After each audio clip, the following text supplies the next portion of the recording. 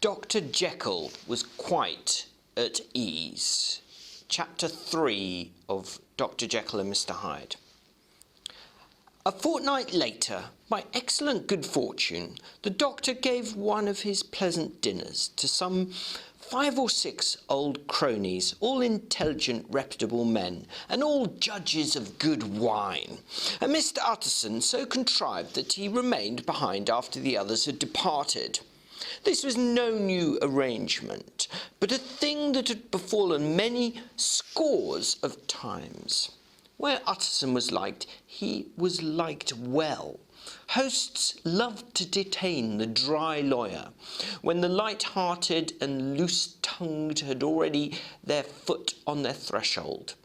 They liked to sit a while in his unobtrusive company, practising for solitude, sobering their minds in the man's rich silence after the expense and strain of gaiety.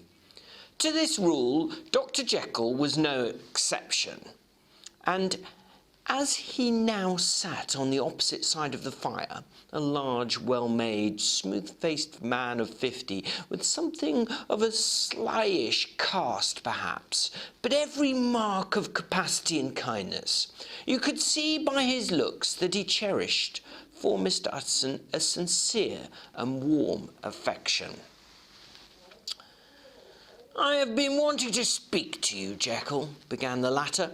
"You know that will of yours?" A close observer might have gathered that the topic was distasteful, but the doctor carried it off gaily.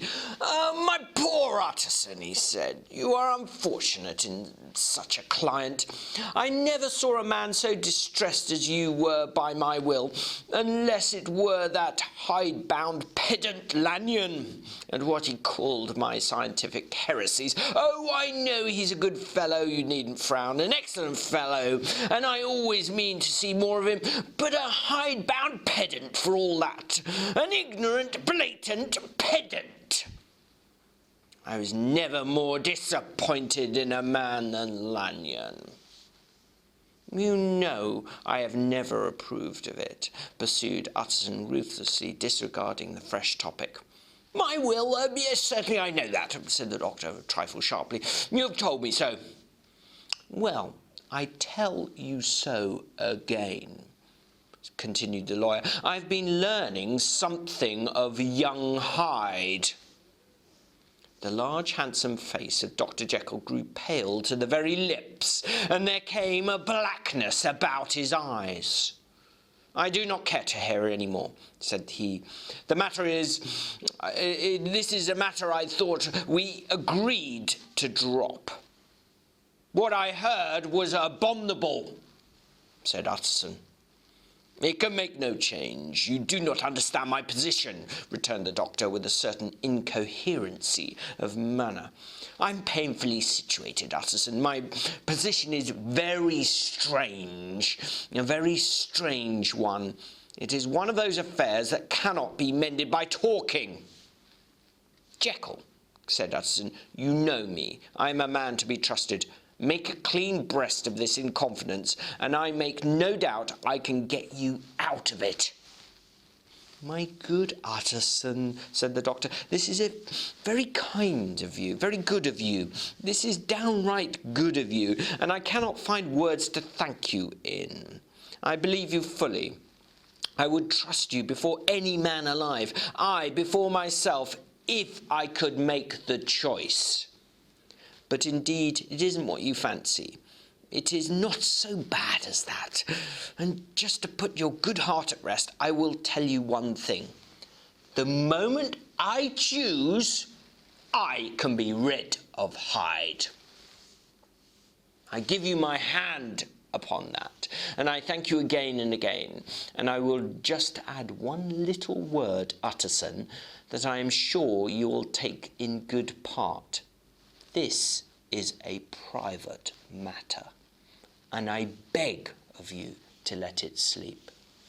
Utterson reflected a little, looking in the fire. "I have no doubt you're perfectly right," he said at last, getting to his feet. "Well, but since we have touched upon this business, And for the last time, I hope, continued the doctor, there is one point I should like you to understand. I really have a very great interest in poor Hyde. I know you have seen him, he told me so, and I fear he was rude. But I do sincerely take a very great interest in that young man. And if I am taken away, Utterson, I wish you to promise me that you will bear with him and get his rights for him. I think you would, if you knew all, and it would be a weight off my mind if you would promise. I can't pretend that I shall ever like him, said the lawyer.